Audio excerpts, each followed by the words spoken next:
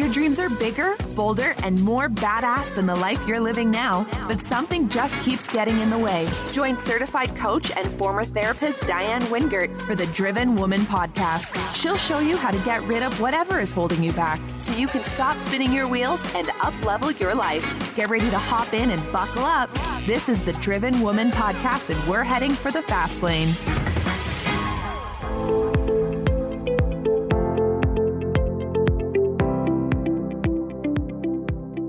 Well, hey, Driven Woman, and welcome back to the podcast. Yes, I know I just had a client success story a few weeks ago, but we're back with another one today. And the reason for that is I am about to relaunch my group coaching program.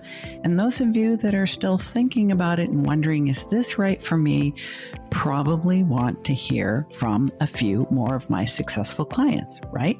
I got you. I recently worked with Kris Zarnoch, who is a wife, a mama to a special needs child, and a podcast editor and producer. Now, as a creative freelancer who works from home full-time, who has a child at home, because again, we still have the pandemic going on, Kris really needed to optimize her time, her focus, and her energy. She was saying yes to too many things and too many people, overcommitting, undercharging, and really ended up compromising herself in the process. So some of the things that we worked on in our coaching together were the fact that better boundaries really do make for a better business. And just because you said yes to something doesn't mean you can't revoke that yes later on. We did some deep dives into all the people-pleasing behaviors and default yesing behaviors that had Kris working way too hard and really doing things that were only causing resentment and fatigue and really weren't moving her creative service business forward. So I think she was very happy with the outcome of our work together. I saw some dramatic changes in the way she was showing up in her business and her life. And now we're going to share our conversation and let you in on what it was like for us to work together. If you are thinking about doing the same, make sure you listen later on when we make the special announcement about getting on the interest list for the upcoming Fall 2021 group coaching program. It might be just right for you. All right, here we go. Enjoy my conversation with client, collaborator, and friend, Kris Zarnoch.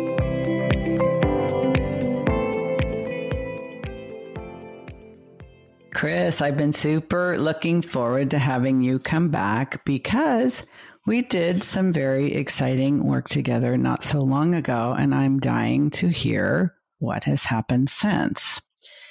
Well, as I take a big sigh,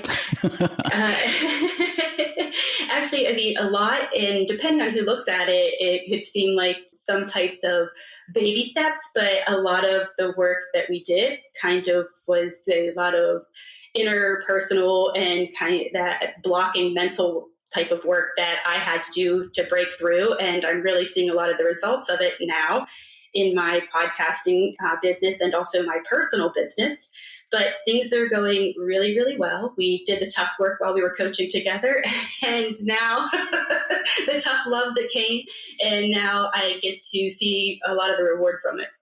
Well, it's interesting that you say that, Kris, because I think what a lot of people assume is, hey, you work with people one-on-one for 12 weeks. That's not very long. Like, how am I actually going to make these significant breakthroughs, these important mindset changes, and change my behavior and my habits that actually pay off in 3 months?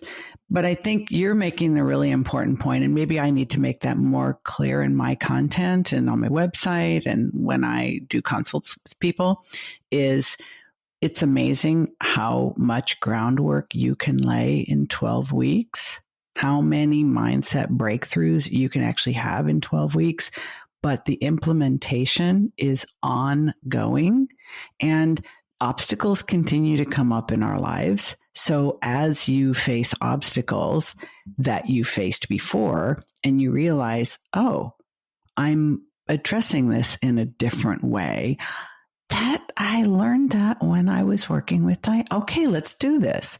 And I think sometimes we kind of have to wait for life to give us the opportunity to recognize how far we've come. That doesn't always neatly fit into those 12 weeks together. So I appreciate you saying that.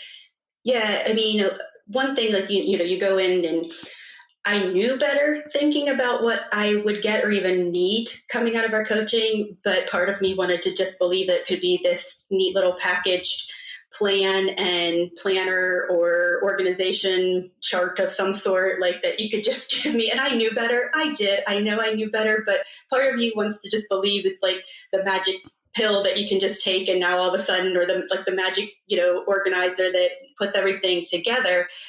But is a lot of the things that were a lot of breakthrough happened, I would say, is things that we identified, my boundary setting and things that I had struggles with, boundaries that I was setting both professionally and personally that were holding back me professionally and personally.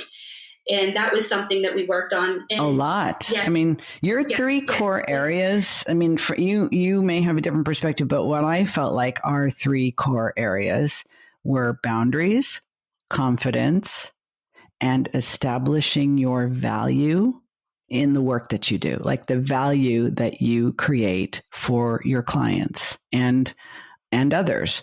Would you say that those were the three, or?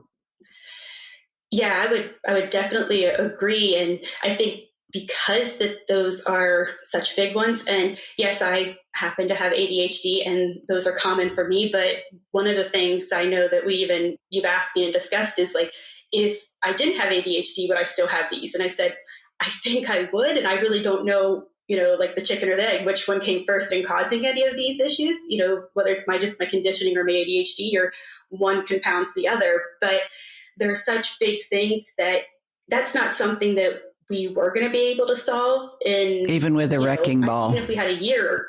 Yeah. I mean, I don't know how long. I mean, that's going to be ongoing. But what I did gain out of it were things that now can stop and give me pause. Like, I do remember one of the things you said for setting boundaries or my impulsive yes, because we identified I'm very much an obliger. And, and I'm the obliger that just goes until all of a sudden they burst, and then they are a big, huge, it's like push you back, rebel and things like that. It's just kind of like an explosion with pressure. But I will impulsively say yes, or I will volunteer before it's even asked, because I just feel like that's what I should do, or the person will want me to do. Yep.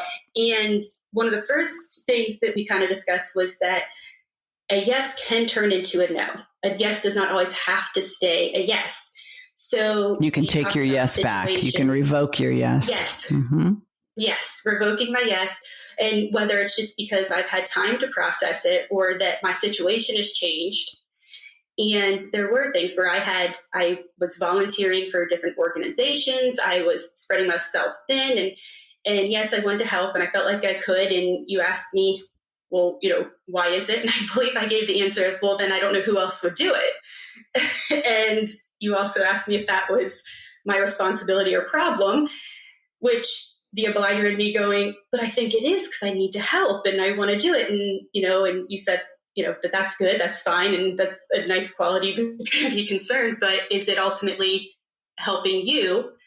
And is it truly even helping the people that I think I'm helping, when I probably am not even giving them my full self? I'm just kind of giving everybody a little piece of myself instead of any of my friends, family, clients, my full entire self, dedicating what they, deserve or I want to give them. So that kind of made me think. And I actually did reach out to a few organizations or people that I was helping. And I said, thank you for your time, or thank you, for this time. I really enjoyed it. Or, gave the nice goodbye, and let them know when I was going to need to step back or completely remove myself from volunteering and helping. And so that was one thing. And because that was something that I could kind of do more immediately. But the other was really thinking about when I get asked the question. At the moment that you're being invited. Yes. Right. Yes, it's like, because once you're in it, it's like, wait a minute, I said yes, probably without really thinking it through, probably kind of impulsively, probably kind of compulsively because we're women and that's, the yes is always sort of anticipated and expected. And we sort of think that's the only right answer. And we know that it'll make the other person happy and they'll like us and we like to be liked. And it's all very unconscious, but getting out of something is one skill set and you're downplaying it. Like I remember I know you've gotten out of other organizations since we worked together, but I remember you were in one and committing a pretty decent amount of time as a volunteer. And it was during our coaching engagement and you made the decision, actually, I'm glad that I was involved, but it doesn't really serve me anymore. So I would like to gain that time back. And you did it. You did it without a lot of explanation or apology. You did it without a lot of guilt. You weren't waiting to be punished. But it does take another skill. It falls under the boundaries umbrella, but it's a separate skill to stop yourself from that default yes at the moment of the invitation. And now you're telling me you've been able to do that to some degree too. Well, yes, you gave me a task. I remember I was asked about volunteering for, I reached out and was like, there was some type of, club, like a club or something that I thought my son might be interested in. So I reached out to a friend, acquaintance type somewhere, in there, because I knew that they were in charge of it. And I asked them about, my son joining, and they said, well, actually, we need more volunteers. And Ta-da. I did step back. Well, I did, because you said, you need to step back. And even if you explain, listen, whether you want to say you have ADHD or not, but just say, I can impulsively say yes, where I'm not giving myself or where I'm giving myself before I know if I truly can. I just really want to take some time, but, just having a script as far as explaining and being how much I want to actually put out as far as why I need to, or just, hey, let me think about this. I'll get back to you and let them know. Hitting the pause button. Really, yeah. And that's like the first step was the pause button, where this one I had, like they asked, I tried to start hitting the pause button and they knowing probably, and not even, was not even malicious or anything like where they were trying to be mean, but the person obviously knew that they could push me and they weren't doing it in a way. How did they know? Do you have a local reputation of someone who can be exploited, or like, how did that happen? What do you mean they knew? It's just like that thing where maybe I'm just, because I'm always just used to it. Like, so maybe that's why I give the excuse or reason why I end up saying yes. I see you nodding your head. So I'm just, because I'm curious and I care about you. So I'm thinking, how does this happen? Like, I think you expect to be asked and you do some mind reading. Like, I think you believe that they think you're an easy touch, that you're a softie, that you're just going to say yes. And because that's what you've done historically, it's almost like a foregone conclusion. You're going to do it now, but you're attempting to change this behavior because better boundaries make for a better business. And you can actually make bank when you say yes to you and no, at least to some of the others. But at that moment, it's like, oh, what do I do? You can almost feel that habit. Yeah, you can feel that habit. But it's just like they give you that, are you sure you can't help? And that obliger in me and that want to like please others so much is, or feeling like, well, they really need help. And the person just really wants to, like, that whole bleeding heart thing. So they weren't accepting your pause button. No, they weren't bad. They're like, well, they just kind of like let me know. So I did do the pause button and said, I will get back to you. Let me think about this. And they said, well, this doesn't start for, I think it was like weeks or a month or so. And of course, since we were meeting weekly and had, communication and whatever, I don't know if it was in our, like, whatever came first, the session, or if I just sent you a message or whatever, but, I said this and you then tasked me to try something with, okay, so that the next time you see this person, whether it's close to the time or just, being somebody that is around, whether, they're in the community and, we're not extremely close friends, but we're friendly and hang in some similar circles. And so I'm probably going to run into them in some form. And then they're probably going to ask me and I'm going to be caught off guard. Yep. You'll feel like you're on the spot and you can't really think. Yes. And you said, that's fine. And you can be ready for that. but what would be wrong with proactively saying, I can't, or I'm not interested, or whatever it may be, so it's just done. I don't think you'd ever thought about that before, right, Kris? Because yes, because I just pushed. If I got to that point, even if I did it on my own, potentially, which I didn't often do, if I got to that point where I could, or it happened to be pushed off, I would just let it be. And it's like where you tuck it in the drawer and you don't find it until it pops out at you, or a Jack in the Box or something, where it's like, I just don't think about it till I have to. Yeah. And kind of doing with that. Well, it's like the way the whole thing works is that we have this unconscious belief that the right answer is yes. A good person would say yes. A good mom would say yes to volunteering for this group that her son will benefit from. So there's all this. It was definitely guilt for me. It was like a guilt-driven thing where I would feel guilty. Yes. And you're like, well, the emotion of a comment. It's like, but when you think about it and we unpack this together, it's like, well, wait a minute. I'm going to feel some negative emotion. I'm either going to feel guilty because I say no, or I'm going to feel exhausted and stressed out and resentful because I said yes. It's like, which shitty emotion do I prefer? Yes. But I think the real game changer here, and I'm so glad that you have the guts to do it, is instead of waiting for them to ask you again and again and again, and chances are you're going to be caught off guard.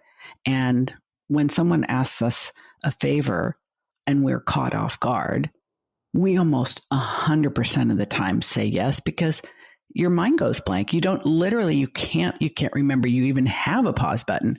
So why give her that control? Why don't you take the control and preemptively say, thank you for giving me the time to think this over. It's really not going to work. Boom. And you were like, oh, do I really have to? Yes. Well, and I think you even asked me, you said, what would happen? Can you go through the emotions or the reaction? And I said, just thinking about how I would do that, it would be probably just uneasy knowing I have to do it. But the whole writing, email, text, whatever it may be, like this, I think it was probably a text or something, I think is how it was. But, whatever, in any situation similar, writing it. And because of the thought and emotion putting behind it, I'd probably stress over it being correct too much instead of a casual thing, especially if it's just a casual relationship that I have with this other person, where any other time I'm not doing a grammar check on my texts with people most of the time on things like this. But now I am. It's like, okay, make it perfect. What's the tone? Can they tell that I'm not, The perfect no is still a no, my friend. So, I would do that. And then, I would get anxious and know that I have to actually send it or talk to them, whatever the next step would be. And that would build this building of emotion, building of anxiety. Yeah. Hit it. And that's where the ultimate, as soon as I hit send or, that message is out there, however it is, and it's not coming back, that's where the ultimate, huge, full emotions hit and the most nerves go. And then from there, I'm like, anytime I've been in a similar situation, they just kind of fade, and the only thing that bring it back, is if that person responds, and only if they really respond negatively. And I believe you've been asked, what's the likelihood of that or how many times? And usually people don't respond negatively, even if they're unhappy or disdisappointed, but it's not a negative response. No, they move on and ask someone else. They do. Yeah. Or they move on. Respond negatively. Yeah. And I was like, because you're you probably wouldn't, if it's someone that's going to respond negatively to you saying that I don't have the capacity for whatever reason to do this, do you really want to do something with them anyways? True that. And not only, but I think we're also sort of indirectly touching on the working from home, self-employed mom. I think, yes. When I was raising my kids, I had to put them in daycare because we didn't have the internet. We didn't have the work from home. Well, I think the internet may have been its infancy. This is in the 80s, but I didn't have the opportunity to be an online entrepreneur. I didn't have the opportunity to be a coach. I didn't have the opportunity to be a podcast editor, storyteller, producer like you. The podcast didn't even exist. So you were either working mom. It didn't exist when I went to school for communications. Exactly. So, I mean, I guess it kind of did, but it wasn't what it is now. It was more download from the internet, very complicated. It wasn't the ease of just access. So it was nothing that anyone ever at that time was thinking that you would be going. It was all still TV, film, radio, things like that, your traditional thoughts of. Which would mean, as a communications person, you would have to go to a job in an office, put your kid in daycare, and, think your life just gets infinitely more complicated and expensive. But for you, I mean, when I was raising kids, you were either a working mom, and therefore nobody ever asked you to volunteer because you were working. Poor thing. She has to work. And of course, they thought your kids were neglected, blah, blah, blah. Or you were a stay-at-home mom, which if you were a stay-at-home mom, it was open frickin' season. You were a sitting duck in the shooting gallery and everybody had a gun. So let's get her to make the cookies. Oh, let's get her to drive the kids. Oh, let's get her to chaperone the field trip. Oh, she can be on this committee and this and this. And people literally think you don't have a right to say no because you're just at home. You have time. So I think there's now this modern female entrepreneur. This middle ground that it's kind of a gray area. How does that work? Like you're wearing yoga pants, so you look like a mom. You don't look like you're earning a living, but you're like, trust me, I am earning a living in my yoga pants. And no, I'm not available for your committee or your cookie baking or any of that because I'm working from home.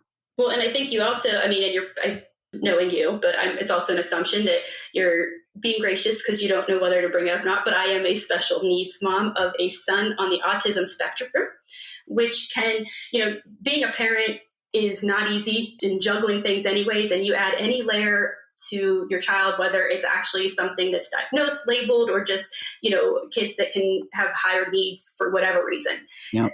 It just makes things a little bit more, I don't know, unexpected at times. Unpredictable. I expect to be the unexpected with him even more so. And we learn his triggers and things that, can do things. But there's also times he's doing well now. But when we were doing our coaching, I was in the thick of more of his therapies that he was kind of doing well enough that he's kind of being able to pull back on. And luckily they say till probably puberty when we might add pretty much most things back. Nice. But right now he's at an age of his development and he's doing really well. So things are settling a bit, but it's hard to explain. And also right now, because during the pandemic, when things too, it's like, things were staying virtual and you were even home more, so he might even had some virtual therapies. Like it was the first time we actually did physical therapy virtually for him. But see, he was one of the crazy mom. Yeah, on my son with my little 5-year-old son out on his bicycle. We had to go to a 4-wheel type of thing, but that's a whole other story. But anyways, trying to learn how to do a bicycle flip training wheels, and I have the physical therapist on my phone through one of those telehealth things, and she's watching him and I'm running across, and she's yelling through the phone, "Good job!" And oh my goodness. And people are just looking at us like I'm probably the crazy mom that is like filming her kid real excited. And but you know what? Or just crazy mom yelling at her kid. But it's another really good point, Kris, is that, you are a modern mom. You happen to be a mom of a special needs kid. You are able to work from home, and you were already doing that before the pandemic. And a lot of people are doing it now for the first time, trying to adjust, having a hell of a time. But, I think the whole benefit to being self-employed is to create the business that works for you, your personality, your gifts, your income needs, your lifestyle needs, your family constellation, and your other obligations and responsibilities. So for you to be able to kind of take charge of your destiny in that way, instead of, can you imagine if you were working for a corporation or a nonprofit or an academia, you would have to be constantly asking for adjustments to your schedule because of your son's needs. Now you're able to move your work around him. But obviously that's why we spent so much time working on boundaries, because boundaries within the family, boundaries with, your clients, boundaries with other people who assume that you're a stay-at-home mom so they can ask you to do all kinds of things. But one of the other areas that I remember was an important part of our work together was you earn your income both editing podcast for an agency as a contractor, but also you have your own, we can call it an agency, where you have your own clients. And one of the things that was a struggle for you, and I think it's a little bit of an overlap with boundaries and confidence as well, is establishing your value, establishing what's unique about you, because you're not just a podcast editor, and being able to share that in a way where you can demonstrate the value and ask for the compensation that is equal to that value. I would really be curious to know like how that part of your business has developed since we were working together, because it was kind of a work in progress when we finished up. Hey, Driven Woman. I want to thank you for listening to this podcast. Maybe you've been listening to it from the beginning, or maybe you are a brand new listener, but either way, I am so glad you're here. And I hope that you are being inspired and motivated and actually learning how to move your life forward with each and every episode you hear. But I want you to know that there is a whole other level that is so much more powerful, and that is actually working with me. I want to invite you to consider that this fall 2021, is your time. I'm reintroducing my group coaching program. It'll be a small group experience that I will carefully curate by choosing the just right members. You might be one of them. To get on the interest list, click on the link in the show notes. There's no obligation, but you won't be able to hear the details unless you get on the list. Okay? So it's coming soon. I want to make sure that you learn everything you want to know to make the right choice for you. Now, if one-on-one is the only way for you to go, there's a link for that too. That starts with a free consultation to make sure that I'm the right coach for the right reason at the right time for you. But if group is more your jam, you got to get on the list. You want to hear from one of my other clients and what she felt about working with me? Have a listen to this. It's funny because at first I said I would never own my own practice. And now I own my own practice. And I would say, I'm never going to take it any more than just treating patients. And now I'm thinking about how can I start my own institute. Yeah, exactly. Even like training other therapists, having a certification with my name that I am, I haven't thought of the name yet, but I'm certified in this technique or whatever the case may be. And really just helping other therapists help their patients the way I help mine.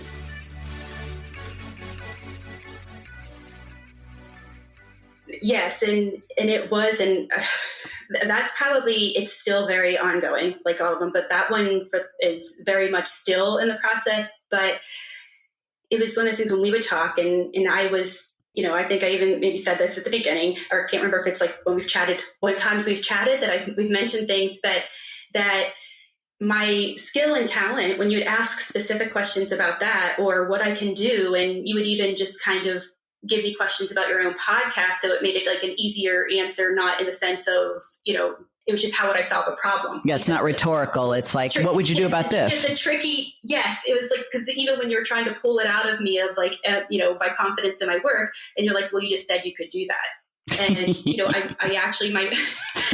I know that sounded a little maniacal, like, tricked you, didn't I? Yeah, but yeah. And so it's like, and I am, and it's like, I know I can do quality work. I really, one of the biggest things too, she said, like what, was setting me apart, and it's, and what makes you aspect, different, whether it's working with someone before they were like press record or even afterwards of, really filtering out what is going to truly give the listeners, so they get your message, shaping that story of the podcast, whether it's an interview or whatever it is, but you have a message and making sure that your listener gets it. And whether that's working with before, during, or after the recording process is really the thing that I really enjoy and, can set me apart. It's just kind of removing the fillers and making it sound good, which there's nothing wrong with that. And, it's great. Some people want that aspect for their podcast, but, if people want that shaping, that's something that I really do for them. And even as you can tell me, I'm like, I can go off on a tangent of yes. that work. But then it was when people would ask me what to charge or what do I charge or, how much is this? And putting an actual number, monetary value, or just even number that says, I am worth this much. My work is worth this much. And it wasn't even so much my work. We, boil it down as it was how much am I worth? And I have to stop you. Stop right now. Okay. Our official coaching engagement, is complete, but we are still in each other's lives. We still blow each other's Voxer. I said a no. No, because girl, you invested in working with me. We addressed this issue, but you're absolutely right. And then we're laughing because there is no blame and no shame in this game. Okay. Because even when you come out and tell me, I know, here we go. I can laugh because it's like, I even if I don't know specifically what I did, I do know kind of what I did. And you're not being naughty or anything. Not what I did, but it's our mindset. For the start. It's our to remind myself I don't need to say it. And this is one of those dose of Diane's I can keep with me. You're a dose of Diane. Oh my God, that's so good. I wish I could market that. I have my dose of Diane to remind me when I've done something. So now I know I'm going to have another one. That's what I call. Do you know what this is so good. That's even better. A dose of Diane. I love that. I had some clients tell me, I was in a situation I didn't really know what to do. And I just felt so confused or stuck or overwhelmed. And I thought, what would Diane do? Or what would Diane say? And I remember the lanyards that the kids had at the church camp that my kids went to. And I thought, and they would say WWJ. And I thought, I should make some of, and I thought, oh my God, that's like blasphemous. I'll probably get all the conservative Christians hating on me big time. But the case in point is that, everybody needs a mentor. Everybody needs a guide. Everybody needs that person who's on the same path, but they're a little bit further down the road, or maybe a lot further down the road. And they've had the opportunity to make mistakes and learn some things. And they're sharing that wisdom to those who are still earlier on the path. That's all it is. And I think for all the years that I struggled with being able to communicate my value, I realized one of the best things I can do for other entrepreneurial women is help them get there faster. This probably took me way more years than it should have to realize it is not the most talented people, the most skilled people, the people who are the very best at whatever their thing is, who reach the top. There are fabulous, gifted, talented, hardworking people at every level of the food chain. The ones who go to the top aren't necessarily the best. They are the best at communicating value. And when I learned that, I was like, oh, wow. And it does make so much sense. Right? It's like once you say it, it's like, why the hell didn't I figure that out? But here's the reason why we don't, Kris. Here's the reason why we don't figure it out. Because we confuse value with worth. Your worth is priceless. It is not negotiable. You were born worthy. There is nothing you can do to change that. This is not religion. It is not woo-woo. It is fact. Your worth as a human being is unquestioned. But we get confused with the value we create in the world, and we attach worth to that. And here's the difference. Let's say, well, I don't just take out the ums and the ahs and the pauses and maybe a belch or a sneeze here and there, or when people talk over each other, or there's long silences and leveling the sound. You don't just do that. That's basic audio editing. And you can hire someone to do that for very little money because it's a relatively tedious but simple skill. You actually help people tell their story better by shaping the content, removing things, moving things around. That's a higher level skill, and it requires a higher level mindset. Now, not everybody who wants a podcast values that skill, but it doesn't mean it isn't worth a lot or you're not worth a lot.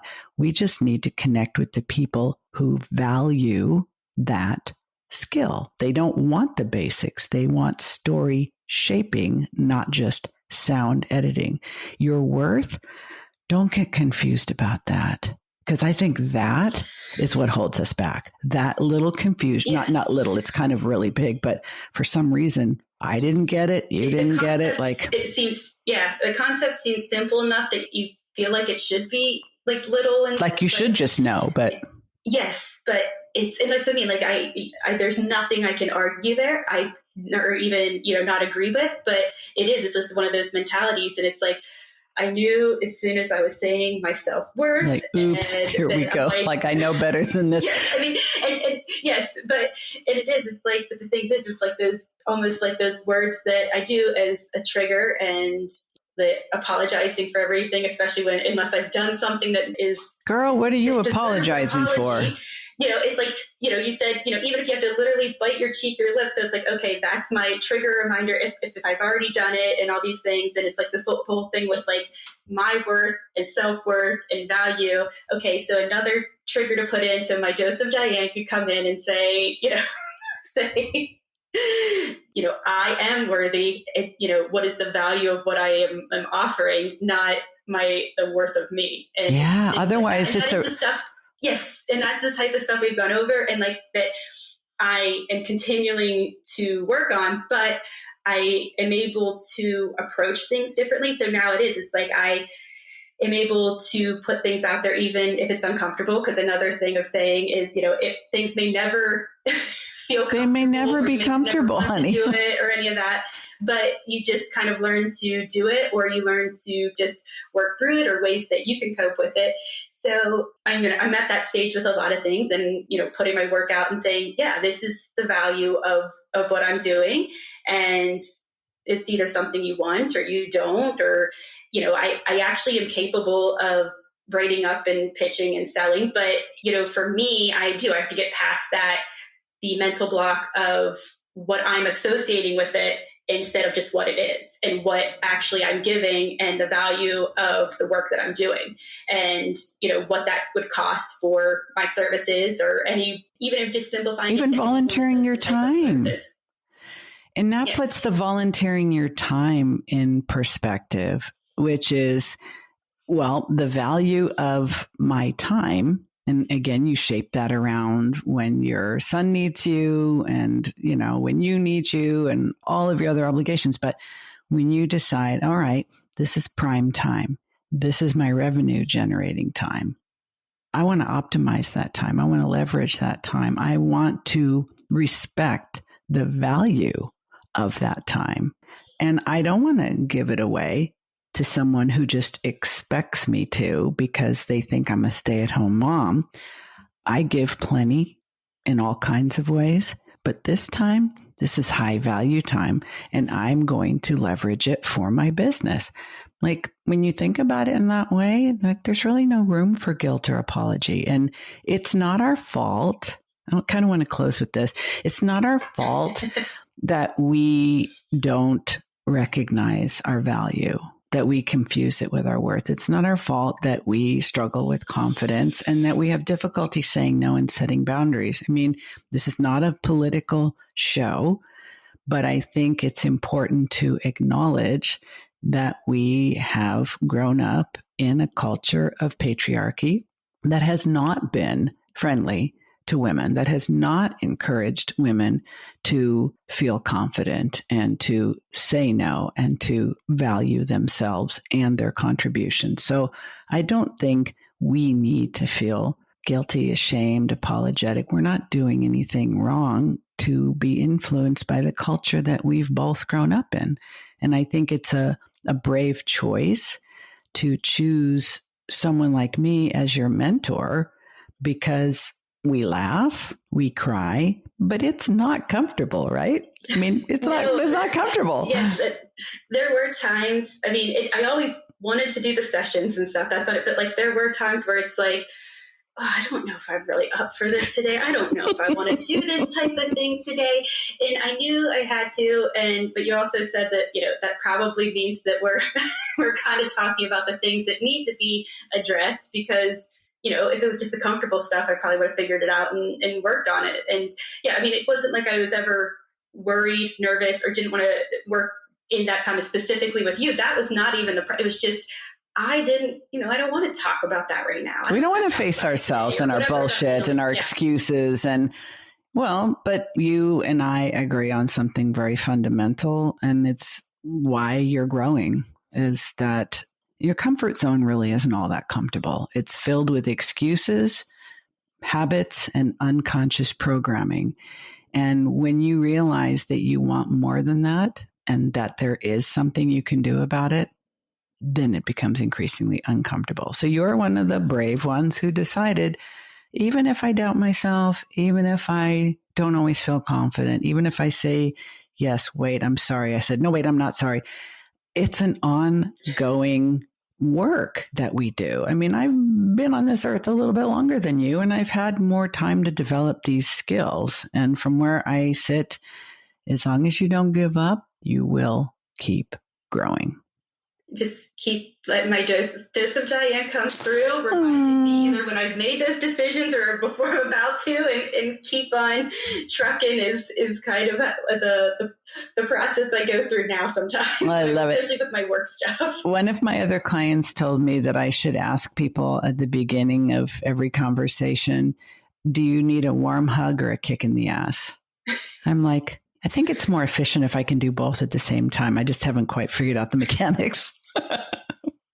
Kris, thank you. We've gotten almost there. We have. I mean, because we laugh, but then we can get to the cry. So it's like a kick in the butt, but then sometimes it's like, okay, it'll be all right. But I mean, you do need both. I feel like it's a I do. I think so too. No, I think so too. I think you do it well. Yes. Thank you. I wouldn't be able to laugh when you're about to tell me that it's like, listen, you are like, when you're worthy, and I know that it wants to not really make me cry, but it's like, no, I know that's something I need to remind myself. So, but we can laugh, but I can also know, where you're coming from, where you're going to go. So I think kick in the ass and a hug is you've got it. I think you found it. Thank you so much. It's always fantastic spending time with you, and I'm looking forward to sharing this. Okay, be well, my friend. Can't wait. All right, have fun, whatever you're doing today. You've been listening to the Driven Woman Podcast with Diane Wingert. Want more straight talk and strategy each week that will take you from spinning to winning? Don't forget to hit subscribe in your podcast player so you won't miss a single episode. Then head on over to the Driven Woman free and private Facebook group community.